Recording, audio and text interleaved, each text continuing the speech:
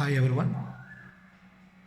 In this video, we are going to discuss the topic name control buffer resistor. Okay, so it is also a buffer resistor, but this buffer resistor, which is controlled by some load control pin. So here you will see in this circuit diagram. So this is load. So here in this buffer resistor, which is under the control of control input, that is load. Okay, and let us see the working principle of this control buffer resistor. If you observe in this circuit diagram, so here also four flip-flops, 4D flip-flops we are using.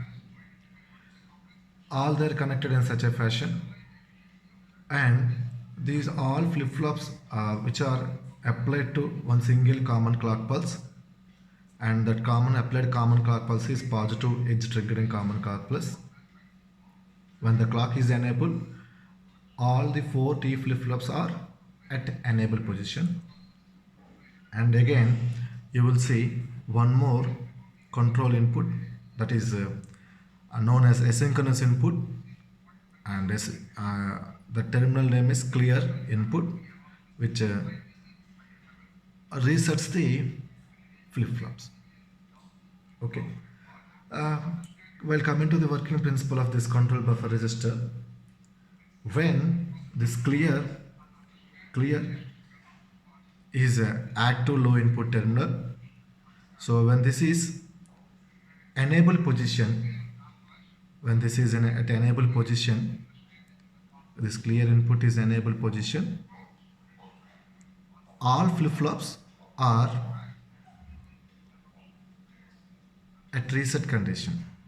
That means which clears the previous data and maintains the value 0. That means the Q value is equal to, that is Q1, Q2, Q3, Q4 or becomes 0, 0, 0. When it is happen, when clear asynchronous input pin is at enable position, is enabled. Okay, when clear, let us say point number, this is point number 2. When clear input is disabled position, so basically this clear input is active low. So in active low, when you apply logic 0, this clear terminal is at enable position, and this when it is going to disable position means when you apply 1. So when you apply logic 1 to this clear input terminal, so this asynchronous input is at disable position. So all flip-flops are ready to operate. All flip-flops are ready to operate condition. Okay, so initially we reset the all the 4 flip-flops, and then we are setting this clear by disabling this clear input terminal, and we are setting the flip-flops. And just to know, just we said that, so here the load is a control input terminal, and if you observe, when the load is 1, that is when you apply load value is equal to high value. So here in this circuit diagram you will see X1, X2, X3, X4. So these 4 pins are input terminals, and here you will see a number of basic gates are there. We are going to number this gate, numbering on it. So 1, 2, 3, 4, 5, 6, 7, 8, and 4 OR gates are there. So 1, 2, 3, 4. So when load value is equal to high, condition, now what happens? So when you're supposed to apply load value is equal to high, okay, so because load value is equal to high, so this load value is equal to high. So here we connecting, this load is possessing 2 points, 2 connections. So after applying 1, so one connection is entering into the inverter channel, so this becomes 0, and this one is directly going to, and this 0 is applied to at AND gate 2, AND gate 4, and AND gate 6, and AND gate 8 as input. And this one, you see this one, okay, this one is applied at AND gate 1, AND gate 3, AND gate 5, AND gate 7 as an input.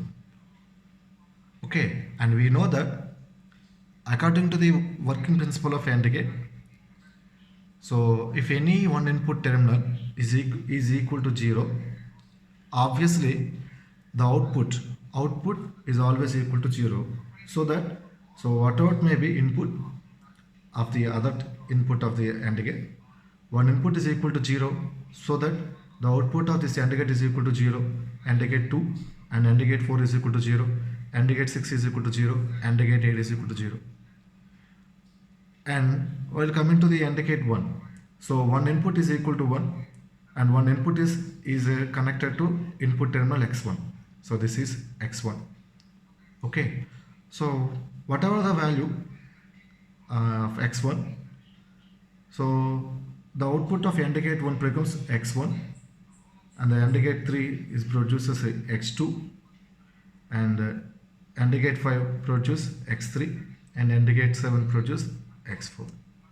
So whether the data input x1, x2, x3, x4, whatever it may be, whether it is 0 or 1, okay, and its value is produced at outputs of AND gates 1, 3, 5, 7 respectively, because one of the input channels becomes 1.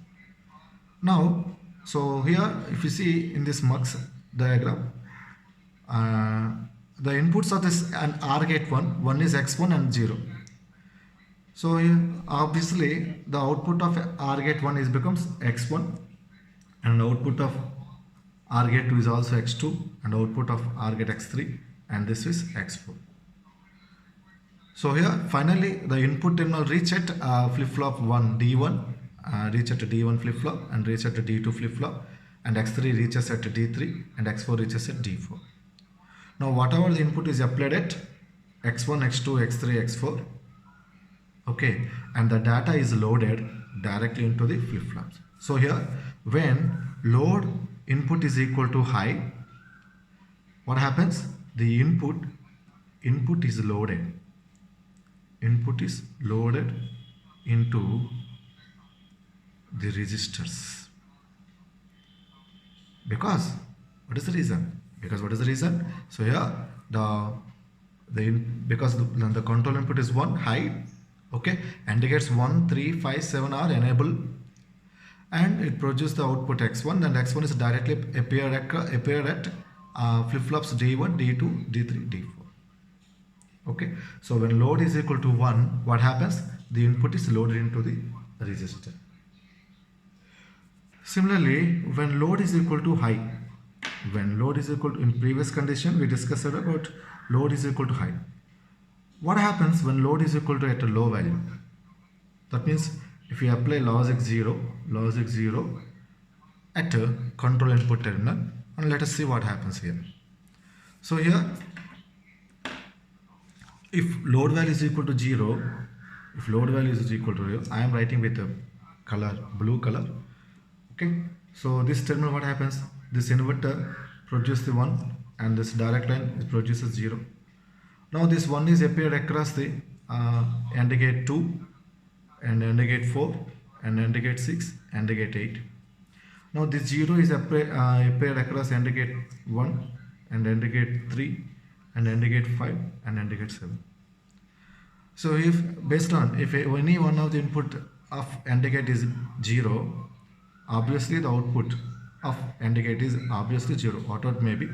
So here 0 will appear at AND gate 1. Similarly, at AND gate 3, 0 is produced. AND gate 5, 0 is produced. AND gate 7, 0 is produced. Okay, now see, if 0 is produced, if you observe this connection, the output of first flip-flop Q1, which is connected to input of AND gate 2. Similarly, AND gate 4, one of the input terminal which is connected to the output of Q2, and again here also Q3 here, and here also Q4. So initially previous case, when load is equal to high condition, the data is loaded, whatever the data is loaded at the flip-flop. Now the data is connected to again AND gate 2, AND gate 4, AND gate 6, AND gate 8 as inputs. Okay, so the output of what happens? Output of AND gate 2 is Q1, and this is Q4, and this is this is Q2, and this is Q3, and this is Q4. Now what happens here?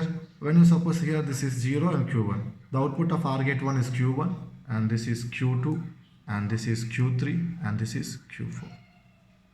That means what happens here? When load is equal to low value, the input bits cannot reach the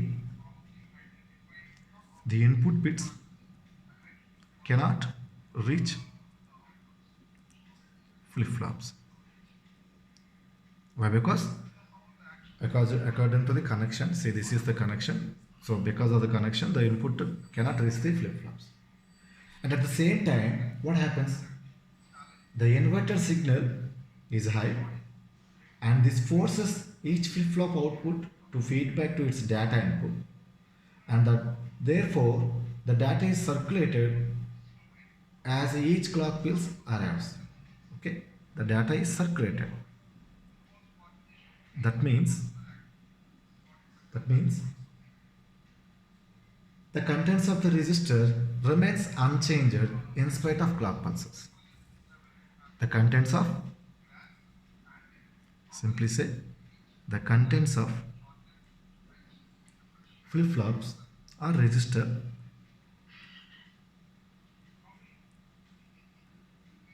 remains unchanged in spite of clock pulses.